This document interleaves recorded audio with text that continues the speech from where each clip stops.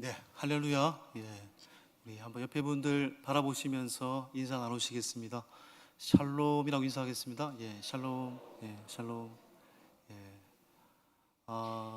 파트리크 지슈 켄트의 깊이의 강요라는 책이 있습니다. 그 책에 보면은 한 젊은 화가에 관한 이야기가 등장하는데요. 이 젊은 여자 화가는 묘소를 아주 잘 그리는, 소묘를 아주 잘 그리는 그런 여류 화가였습니다. 전도 유망했고요.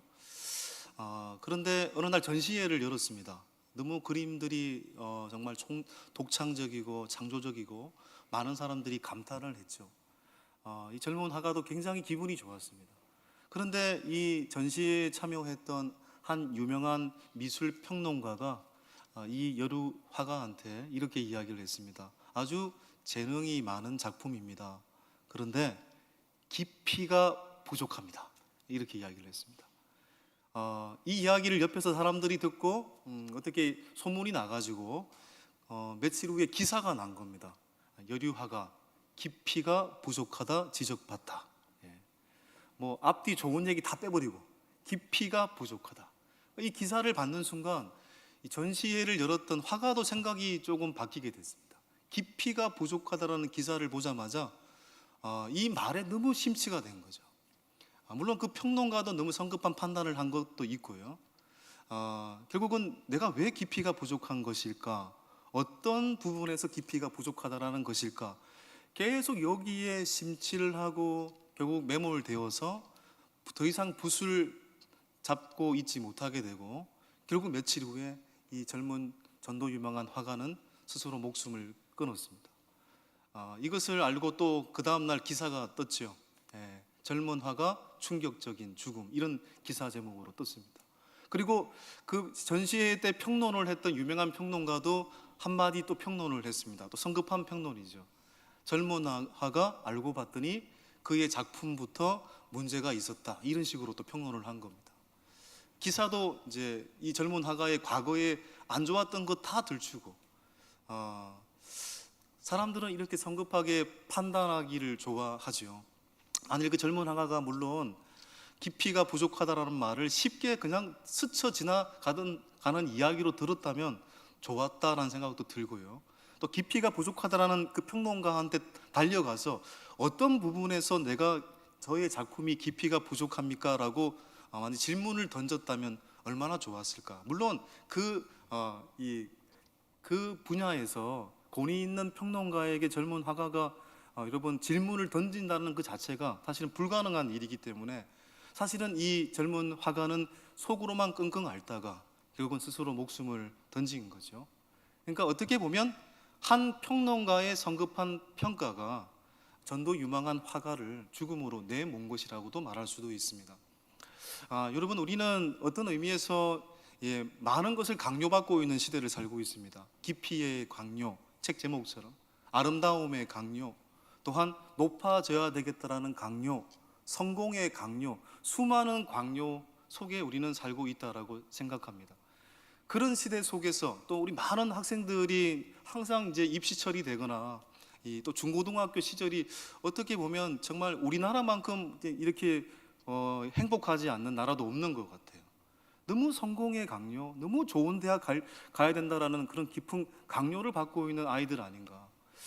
결국은 이 강요당하는 이 시대 속에서 우리가 어떤 해답을 얻기 위해서는 기준을 바꾸는 것이 중요하죠. 기준. 어떻게 보면 인생은 기준과의 싸움인 것입니다. 전에도 제가 이 이야기를 한 적이 있습니다. 여러분, 개하고 사람이 달리기를 합니다. 개가 이겼습니다. 여러분, 보통 개하고 사람이 달리면 누가 이길까요? 정답이 뭘까요? 개마다 각각 다릅니다, 여러분. 저도 어렸을 때 우리 영돌이는 똥개를 의미하는 것입니다. 똥개하고 달리기하고 막 제 동생처럼 여기고 영돌이한테 늘 졌던 기억이 있습니다. 개가 사람을 이겼다. 어떻게 부릅니까? 개가 기준이 되면 개보다 못한 분, 개만도 못한 분이 되는 거죠. 개하고 사람이 같이 결승점에 들어왔다. 어떻게 됩니까? 개 같은 분이 되는 거죠. 또 사람이 개를 이겼다. 여러분, 어떻게 됩니까? 개보다 더한 분. 아무리 좋게 얘기해도 여러분 그렇게 기분이 썩 좋지 않습니다. 왜요? 기준이 개기 때문에 그렇습니다. 여러분, 우리의 기준은 뭡니까? 우리의 기준은 어떤 것입니까? 우리는 삶을 살면서 이런 이야기를 합니다. 나는 그래도 인생을 살아오면서 잘 살아온 것 같다, 잘 살아왔다. 여러분, 스스로를 그렇게 말할 수 있다면 그분은 굉장히 건강한 분이시죠. 아주 훌륭한 발언이다고 말할 수도 있습니다. 그런데 또 엄밀히 말해서 내가 잘 살아왔다라고 어떻게 평가할 수 있을까? 하나님께서 나의 삶을 제마실 때도 네가 정말 잘 살았다라고 말하실까? 이것이 우리는 질문을 던져야 된다고 생각합니다. 사도 바울도 로마서 7장 8장에서 어떤 이야기를 합니까? 나도 나를 판단하지 아니하노니라고 스스로를 고백했습니다. 나도 나를 판단하지 아니한다. 잠언 16장 2절에 이런 말씀이 있어요. 자, 한번 읽어볼까요? 사람의 행위가 자기 보기에는 모두 깨끗하여도 여호와는 심령을 감찰하시느니라. 우리의 삶의 기준은 바로 하나님이어야 하고 하나님의 말씀이어야 합니다. 이 성경이라는 이 자체가 여러분 캐논이라고 부르는 캐논. 우리 카메라 그 브랜드 캐논이 있잖아요. 뜻이 뭡니까? 잣대 기준이라는 뜻이잖아요. 성경이 우리의 인생의 잣대고 기준인 거죠. 우리의 삶의 기준은 하나님과 하나님 말씀이어야 한다라는 것입니다. 그럴 때 우리의 삶이 여러분 새로워질 수 있고 어떠한 인생의 성공과 깊이에 강요받지 않고 살아갈 수 있다는 것을 알게 되는 거죠. 만일 예를 들어서 여러분 어떤 사람이 짬뽕과 짜장면을 보면서 짜장면한테 야 너는 왜 짬뽕의 그 국물의 깊이가 없느냐 짜장면아 이렇게 얘기한다면 짜장면은 어떻게 답변을 해야 됩니까? 나는 짜장면이잖아. 짜장면은 국물의 깊이에 그 진가가 달린 것이 아니고 짜장의 맛의 깊이에 그 진가가 달린 거잖아요. 나는 나답게 하나님께서 세우신 기준 앞에 나는 나답게 살면 되는 것입니다. 함부로 반대로 남을 평가해서도 안 되죠. 판단해서도 안 되죠. 판단하는 사람아 어리석은 사람이라고 했습니다. 우리가 욥기를 보면은 욥이 엄청난 고난 속에 있었을 때 욥을 위로하기 위해 세 친구가 왔잖아요. 근데 위로한답시고 나중에 욥을 보고 뭐라고 얘기합니까? 세 친구가 전부 다 야 네가 고난 받는 것은 네가 하나님 말씀을 제대로 믿지 못하고 순종하지 못했기 때문이지 네가 죄가 있었기 때문에 고난 당한 거지 라고 이렇게 상처를 주잖아요. 알량한 성경 지식, 교리, 인과응보적 원리에 의해서 신명기적 사관에 의해서 욥의 친구들은 욥을 판단합니다. 이건 엄청난 교만인 것입니다. 여러분 하나님 말씀을 내 식대로 해석하는 거 이거 엄청난 교만이잖아요. 그래서 욥기 8장 7절에 내 시작은 미약하였으나 내 나중은 심히 창대하리라. 이거 집에 붙어 있으면 전 끌어내려야 된다고 생각합니다. 이건 여러분 수아 사람 빌닷이 욥을 까기 위해서 비난하기 위해서 했던 말이거든요. 앞뒤 하나님 말씀을 다 보셔야 됩니다. 여러분 우리는 교만하지 않아야 되는 거예요. 여러분 하나님이 제일 싫어하시는 것이 교만인 것이죠. 어렸을 때 저희 집은 아버지가 뱃일을 하셨습니다만은 또 나무를 잘 가꾸셨습니다. 그러니까 작은 정원을 갖고 있었고 아버지는 때가 되면 항상 이 나무를 잘 가꾸셨죠. 또 때가 되면 가지치기를 했습니다. 저는 어린 마음에 어떻게 나무에다가 가위질을 하고 있느냐, 저 나무 죽이는 일 아니냐, 당연히 그렇게 생각을 했겠죠. 그런데 여러분 가지치기는 나무를 죽이는 일이 아니라 나무의 생장을 돕는 거잖아요. 우리의 신앙도 마찬가지 아니겠습니까? 우리의 삶 속에 우리의 건강한 신앙의 성장을 가로막고 있는 것들을 가지치기 해야 한다라고 오늘 성경은 우리에게 말씀하고 있는 겁니다. 무엇을 가지치기 해야 될까요? 첫째, 자 읽어보겠습니다. 시작. 내가 주인이 되고자 하는 교만을 가지치기 해야 합니다. 자 1절 보겠습니다. 시작. 여호와여 내 마음이 교만하지 아니하고 내 눈이 오만하지 아니하오며 내가 큰 일과 감당하지 못할 놀라운 일을 하려고 힘쓰지 아니하나이다. 우리가 이제 흔히 하는 말이 저 사람 너무 교만한 거 아니야? 저 사람 너무 교만한 거 아니야? 그리고 저도 제가 너무 교만했어요. 이게 쉽게 이야기를 하죠. 쉽게 정말 가볍게 저 사람 너무 교만한 거 아니냐? 나도 교만했어요. 쉽게 이야기할 때가 많습니다. 근데 교만은 쉽게 이야기해야 될 문제가 아닙니다. 가장 큰 죄입니다. 교만 그 자체가 막이고요, 하나님이 가장 싫어하시는 일이고요, 교만은 바로 패망의 선봉이라고 했습니다. 여러분, 인생을 살면서 우리가 행복하지 못한 이유도 어떻게 보면 내 뜻대로 무엇인가를 판단하고 생각하고 재단하는 교만 때문에 우리가 행복하지 못한 거죠. 우리는 당연히 열심히 일을 해야 되죠. 또한 열심히 공부도 해야 되고. 근데 여러분, 공부에 노예가 되고 있습니까? 그건 잘못된 거죠. 일에 노예가 되고 있습니까? 상반기에 돌아가신 그 미국의 유명한 도시 목회자 팀 켈러 목사님의 내가 만든 신이라는 책이 있습니다. 파란색으로 된 책인데, 우리가 그 이스라엘 백성이 여러분 금송아지를 만들어 놓고 그걸 하나님이라고 불렀잖아요. 똑같은 의미죠. 예. 우리는 하나님을 잘 믿는다고 얘기를 하지만 여러분, 우리의 이 열심이 또 우상이 될 수도 있어요. 예. 우리의 본질은 뭡니까? 우리의 본질과 비본질을 헷갈리지 않는 것이 너무너무 중요한 거죠. 일도 마찬가지인 겁니다. 일의 노예가 된다? 이건 좀 잘못된 것입니다. 우리가 좀 쉬라고 한다고 한다면 어떤 분들은 아직 쉴 때가 아니다, 아직도 목표에 도달하지 못했다, 그래서 전혀 쉬지 못하는 분도 계십니다. 물론 열심히 사는 것이다라고 좋게 평가할 수도 있지만 한편으로는 내 뜻대로 살려고 하는 그런 마음이 강하기 때문이기도 하다는 생각이 듭니다. 여러분, 하나님이 인간을 창조하셨을 때 맨 먼저 본 날이 어떤 날이라고 했습니까? 인간을 6일째 창조했고 7일은 무슨 날입니까? 샤바트, 안식일이잖아요. 인간이 처음 맞이한 날은 안식일입니다. 하나님은 인간에게 쉬라고 했습니다. 일주일에 한 번은 쉬라고 했습니다. 이것은 문자적으로 해석하실 필요는 없습니다. 적절한 순간에 반드시 스탑을 하고 살라, 이게 하나님의 뜻이라고 했습니다. 그런데 그렇지 못하고 산다는 것은 하나님 뜻으로 사는 것이 아니라 내 힘으로 살겠다라는 의미일 수도 있는 거죠. 하나님께서 이스라엘 백성에게 십계명 제4계명 안식일을 지키라고 했습니다. 유명한 역사가 토마스 카일이라는 사람은 이런 이야기를 했습니다. 인류의 문명 속에서 어떤 누구도 인간에게 정기적인 휴일을 준 일이 없다. 그런데 하나님만 인간에게 정기적으로 쉬라고 했다. 무슨 얘기입니까? 일의 노예가 되지 말라는 것입니다. 너를 의지하지 말고 하나님을 의지하고 살아라, 그런 의미였습니다. 여러분, 이 괴테의 파우스트라는 여러분 소설을 읽어보셨겠거나 또한 다 아는 이야기일 겁니다. 영화로도 나왔으니까요. 괴테가 80세 때 썼던 이 최고의 역작이라고 할 수 있는 이 파우스트, 저는 항상 이 욥기를 읽으면 괴테의 파우스트의 이야기가 오버랩 되더라고요.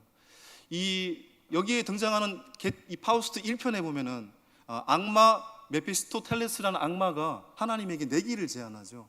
이 파우스트라는 사람에게 내가 인간의 욕망을 제한하겠다, 그 욕망의 이 파우스트가 넘어가는지 내기를 합시다. 그래서 이 악마 메피스토텔레스가 여러분 파우스트에게 욕망을 제한하잖아요. 여러분, 이 파우스트라는 사람은 엄청난 지식을 갖고 있었지만 인간적인 욕망이 대단한 사람이었거든요. 그래서 이 악마는 그 욕망을 이용해 가지고 계약을 맺잖아요. 예. 마귀에게 영혼을 판다라는 계약을 맺고 나서 이 마귀가 파우스트에게 일시적인 쾌락을 얻을 수 있도록 마약의 약을 주잖아요. 마법의 약을 주는데 그 약을 먹고 나서 이 파우스트가 젊어지게 되고 또 정말 자신의 뜻대로 욕망을 얻은 것처럼 젊은 여자와 다시 결혼하게 되고, 그리고 부자가 되고 잠시 부귀영화도 누렸습니다. 그런데 결국은 어떻게 됐습니까? 그는 비참하게 죽었을 뿐만 아니라 그의 모든 영혼이 악마에게 넘겨지게 되잖아요. 이 파우스트의 얘기는 여러분 수십 년 전, 수백 년 전의 이야기가 아니죠. 21세기를 살고 있는 이 시대의 사람들의 이야기이고 수많은 성경의 이야기라고 생각합니다. 여러분, 하나님은 영광스럽게 창조된 하나님의 형상으로 만들어진 인간이 하나님 뜻대로 살아야 아름다울 수 있다라고 수없이 강조했습니다. 그런데 아담과 하와 시절로부터 그들은 하나님께서 선악과를 먹지 말라. 선악과가 무슨 초록력을 주는 열매가 아닙니다. 이 열매를 먹지 말라는 것은 나는 창조주이고 너는 피조물이다, 이거 하나 기억하자는 얘기였습니다. 그런데 아담과 하와는 그것을 먹음으로써 인간이 하나님이 되고자 했을 때 그들은 결국 어떤 저주를 받게 됩니까? 죽음이라는 저주를 받게 되잖아요. 인간이 바벨탑을 높게 쌓고 하나님처럼 되려고 하고 하늘 높은 줄 모르고 여러분 명예를 쌓아 올렸을 때 어떻게 됐습니까? 그들의 언어를 흩으시는 심판을 내리시잖아요. 이스라엘의 제1대 왕이었던 사울은 원래는 너무 겸손한 사람이었습니다. 그런데 그가 왕이 되고 진짜 자기가 왕인 줄 알았습니다. 하나님 위에 있었습니다. 하나님 뜻대로가 아니라 하나님보다 내 뜻대로 살려고 했을 때 그는 길보아산 전투에서 세 아들과 함께 비참하게 죽지 않습니까? 여러분, 몇 년 전에 이 예수님의 사람이란 제자훈련을 우리 교회에서 많이 하셨는데 그 사가의 제목이 뭐냐면 나는 죽고 예수로 사는 사람입니다. 우리가 예수님을 믿는다라는 것은 예수님께서 십자가에 못 박혔을 때 나의 교만된 자아도 이미 못 박혔음을 믿는 겁니다. 그게 예수를 믿는다라는 얘기입니다. 그런데 우리가 그렇게 믿고도 왜 때로는 어이없는 행동을 하게 되며 때로는 왜 믿지 못한 자들보다 더한 일도 하는 것일까요? 바로 내가 나의 교만된 자아도 십자가에 이미 못 박혔다라는 사실을 믿지 못하기 때문에 그렇습니다. 예수님이 나의 인생의 주인이고 그런데 내가 주인이고 예수님을 손님으로 모시고 있기 때문에 우리는 때로 그런 인생을 살아간다는 것이죠. 여러분, 우리가 오늘 어떤 마음의 상태를 갖고 있는지 모르겠습니다만은 우리가 정말 건강한 신앙인, 행복한 신앙인이 되려면 우리 속에 있는 이 파우스트적인 욕망, 교만, 오만의 가지를 가지치기 해야 하는 것입니다. 나는 죽고 예수로 사는 사람으로 확신하는 자들이 되어야 될 줄 믿습니다. 두 번째는 무엇을 가지치기 해야 된다라고 말하고 있을까요? 자, 시작. 젖을 떼지 않은 어린아이와 같은 때를 쓰는 습성을 가지치기 해야 합니다. 여러분, 아기가 아주 어렸을 때는 엄마의 젖을 물고 살잖아요. 엄마의 젖을 먹고 하루하루 살고 영양분을 공급받고 철저하게 엄마에게 딱 붙어 있어야 되는 것입니다. 그런데 때가 되면 젖을 떼야 되는 거잖아요. 그때는 떨어져서 스스로 여러분 걸음걸이도 걸어야 되고요, 스스로 걸었다가 넘어지기도 해야 되고요, 그렇게 자라가야 되는 거잖아요. 신앙도 마찬가지죠.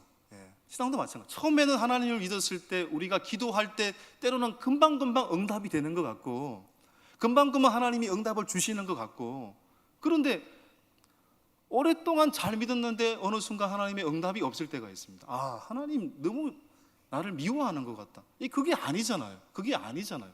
여러분도 자녀들에게 10살이 되고 20살이 돼도 계속 하자는 대로 합니까? 거절하잖아요. 때로는 방관하잖아요. 때로는 바라보잖아요. 그게 부모의 마음이잖아요. 우리도 하나님을 배워가며 자라갈 때 하나님도 그렇게 보고 계시는 거잖아요. 전에 말씀을 드렸듯이 체로키 부족이 성인식이 되면은 숲속에서 아이를 밤새도록 밤을 새게 하잖아요. 눈을 가려놓고. 아이는 부모가 도망간 줄 알았습니다. 그게 아니잖아요. 밤새도록 아버지는 혹시나 아이에게 해가 될 일이 있을까 봐 칼과 활을 들고 밤새도록 아이를 저 멀리서 지켜보고 있는 거죠. 아이는 그걸 모르죠. 아버지가 없는 것처럼 느껴지죠. 그렇지 않죠. 스스로 견뎌내야 되는 시간이기 때문에 그렇잖아요. 마찬가지로 오늘 보시면 신앙도 우리가 때를 쓰는 습성을 가지치기 해야 한다. 자, 2절을 보십시오. 젖된 아기의 모습을 보십시오. 실로 내가 내 영혼으로 고요하고 평온하게 하기를 젖된 아이가 그의 어머니 품에 있음 같게 하였나니 내 영혼이 젖된 아이와 같도다. 내 영혼이 젖된 아이와 같도다라는 말이 무슨 얘기입니까? 아이가 어머니 품 안에 있는 것만으로도 평온하듯이 우리가 예수님 안에 있는 것만으로도 족합니다, 만족합니다라는 뜻이잖아요. 우리에게 더 이상 큰 성공을 주지 못한다고 할지라도, 우리에게 큰 돈을 주지 않는다고 할지라도 주님 품 안에서 사는 것, 주님께서 우리와 함께하고 있는 것만으로도 족합니다. 여러분, 성공하지 말라는 말이 아닙니다. 부한 자가 되지 말라는 말이 아닙니다. 그것이 본질이 아니다는 얘기입니다. 그것은 두 번째, 세 번째, 네 번째지. 진짜 본질은 뭡니까? 하나님 안에 사는 거잖아요. 하나님을 놓치지 않는 거잖아요. 주님 품 안에 사는 겁니다. 이게 진짜 본질이잖아요. 하나님이 나에게 무엇을 더 주지 않아도 때를 쓰지 않겠습니다. 그냥 하나님이 나를 안고 있는 그 자체, 그것만으로도 감사합니다. 여러분, 아이에게 좋은 선물을 주고, 여러분 장난감을 사주고, 맛있는 것을 사주고, 여러분 그게 필요한 게 아니잖아요. 부모가 아이 곁에 있어주는 게 최고의 복인 거잖아요. 그러니까 저는 이제 가정 환경이 어렸을 때부터 이제 어머니와 아버지가 따로 사셨기 때문에 이게 나중에 참 어느 순간에 딱 한 순간 몇 개월 그렇게 느꼈습니다. 참 어머니가 도대체 어디 가셨는지, 어머니가 참 그립다. 도시락도 아버지가 사주시고 그러셨거든요. 아버지가 사주시니까 한 달 내내 오징어 볶음 사주시고, 안 먹게 되고, 지금도 그런 얘기 하세요. 너 예전에 도시락 사주면은 책상에다가 숨겨놓고 막 이제 지어받고 막 이렇게. 여러분, 저는 제가 잘하는 은사가 뭐냐면 집에서 아무것도 안 해도 냉장고 딱 맞추는 거, 이거 제가 기가 막히게 합니다. 제가 쑤셔 넣는 건 선수거든요. 수십 년 하다 보니까 그게 정말 이게 완전히 이게 몸에 배었더라고요. 그때는 그랬습니다. 어머니 품이 그립고 이런 것들이 있거든요. 그러니까 어머니 품 안에 있는 것만으로도 참 행복하겠다. 여러분, 이 절은 바로 주님만으로도 만족합니다라는 고백이고, 사실 이게 성령 충만이에요. 이게 다른 게 성령 충만이 아닙니다. 성령 충만을 우리가 성령의 은사를 받고 말이죠, 방언의 은사를 받고 예언의 은사를 받고 이걸 성령 충만이라고 얘기하는데 아닙니다. 주님만으로 만족합니다. 이게 성령 충만이죠. 이게 예수님 충만이죠. 우리가 사도행전 2장에서 여러분 성령 강림절에 120문도가 열심히 기도를 했습니다. 성경에 보면은 그들이 10일 동안 기도했다고 되어 있었습니다. 어떤 제가 설교를 들으니까 우리가 10일 동안 기도해야 된다라고 이야기를 하는 것을 들어보았습니다. 그게 아니죠. 왜 10일 동안 기도한 것입니까? 주님이 내 마음에 오실 때까지, 주님이 내 이 공동체에 임재하실 때까지 기도한 겁니다. 주님, 내 마음 안에 충만하게 임하소서. 그들이 간절하게 기도했더니 10일 동안 기도한 거예요. 주님만으로 만족합니다. 매일 그렇게 사는 것, 그게 바로 성령 충만. 우리가 제일 좋아하는 성경 구절이 뭡니까? 여러분 아마 10사람 중에 물어보면은 한 7, 80%가 아마 시편 23편 1절이라고 말하지 않을까요? 여호와는 나의 목자시니 내게 부족함이 없으리로다. 이 다윗이 고백했던 고백 아닙니까? 이 다윗이 여러분 정말 피서 가가지고 앞에 좋은 여러분 그 뭡니까 풀빌라에서 여러분 수영복 입고 이때 고백한 게 아니잖아요.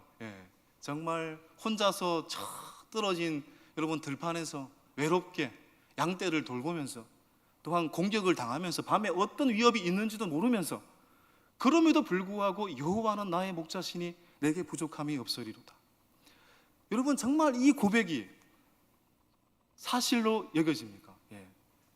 사실입니까? 여러분, 우리가 삶을 살아갈 때 하나님이 내 목자라는 것으로도 충분하다는 것인데 정말 그럴까? 우리가 빌립보서 4장에 보면 자족이라는 말이 등장하는데, 여러분 자족이 뭡니까? 자족이 나에게 1,000만 원이 있으면 그 1,000만 원이 족한 줄 알고, 나에게 100만 원을 주시면 그 100만 원이 족한 줄 알고, 주님 안에서 1,000만 원이어도 내가 살겠습니다. 100만 원이어도 주님 안에서 살겠습니다. 이게 자족입니다. 그래서 사도 바울이 내게 능력 주시는 자 안에서 내가 모든 것을 할 수 있습니다라는 말은 무슨 초능력을 갖게 해주세요 이 말이 아니잖아요. 내가 주님 안에서 100만 원을 가져도 살겠습니다. 1,000만 원을 가져도 내가 주님 안에서라면 살 수 있습니다. 그게 바로 내게 능력 주시는 자 안에서 내가 모든 것을 할 수 있습니다라는 고백이고, 그게 바로 자족인 거죠. 하나님, 우리에게 더 큰 성공을 주십시오, 이게 아니라 하나님이 주시는 대로 내가 맞추어 살며 행복한 줄 알고 살겠습니다. 여러분, 교만하지 않고 겸손한 사람의 특징이 뭘까요? 주님 안에서 자족할 줄 알고, 좀 더 쉽게 표현하면 주님 안에서 쉴 줄 아는 것입니다. 제가 장례식을 치를 때마다 입관식을 할 때 항상 이제 그 관에 덮어 씌우는 이제 말씀이 제가 보니까 상조 회사가 거의 똑같은 말씀을 쓰더라고요. 대부분의 상조 회사들이 이제 쓰는 그 입관식 할 때 덮을 때 빨간색 그 쓰는 부분에 보면 어떤 성경 구절이 있냐면 마태복음 11장 28절의 말씀이 있어요. 한번 읽어볼까요? 수고하고 무거운 짐진 자들아 다 내게로 오라. 내가 너희를 쉬게 하리라. 그런데 여러분, 이것은 우리가 육체가 죽고 나서 천국으로 올라갈 때 들어야 될 말씀이 아닙니다. 우리가 매일마다 매주일마다 이 말씀이 우리 가운데 실제가 되어야 되는 것입니다. 우리가 인생을 살아가면서 여러분, 첫 번째도 두 번째도 여러분 성공하는 것이 아니라 주님 안에서 쉴 수 있는 사람이 되는 것에 있는 것입니다. 성도의 삶에서 하나님의 영광이 드러나지 않는 것은 성공하지 못해서가 아니라 하나님을 의지하지 못해서 그런 거죠. 그래서 시편 기자는 어떻게 고백하고 있는 겁니까? 오직 하나님만 의지하라고 외치고 있는 거잖아요. 3절을 보십시오. 이스라엘아, 지금부터 영혼까지 여호와를 바랄지어다. 큰 일이나 작은 일이나 기쁜 일이나 슬픈 일이나 건강할 때나 병들 때나 혼자 있으나 수많은 군중 속에 있을 때나 하나님만 의지하여라. 예수님만으로 충만하여라. 여러분, 저는 아직도 젊은 사람입니다만은 제 경험으로 봐도 자동차를 사면 딱 한 달 좋더라고요. 또 이사를 하면 딱 저는 일주일만 좋더라고요.